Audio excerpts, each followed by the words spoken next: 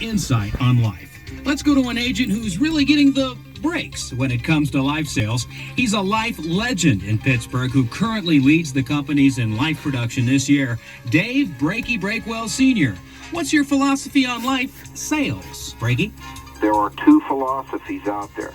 Go in and get all you can, and if you have prospects that are willing to accept that philosophy, that's fine. Or go in and grow all you can.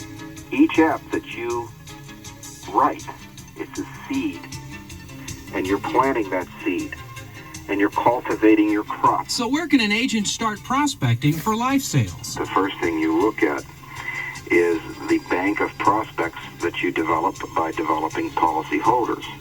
And using that approach, rather than just trying to develop a straight life sale, I have already broken ground. The people are familiar with me. They're comfortable. Breaky, one of the tactics that you've used to get comfortable with life is using association markets and disability insurance as a launch point for increasing your life production.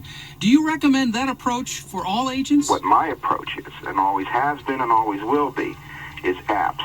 Apps. Big, small, smaller.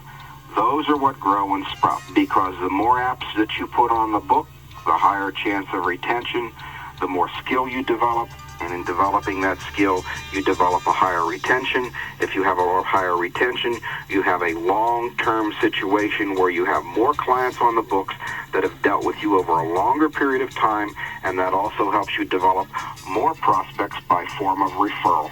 What about closing the life sale? What are some of your effective closing tips? It's the beginning of the sale that determines the close. A lot of times, if you're doing the job right in the first place, you don't have to worry about a close. The close has already been predetermined. So objections, the only real objection is cost. Again, it all is based on education and acquired skill and following back two key words: quality prospect. Thanks, Breaky. And speaking of breaks, let's take a quick one to get the lowdown on the plush digs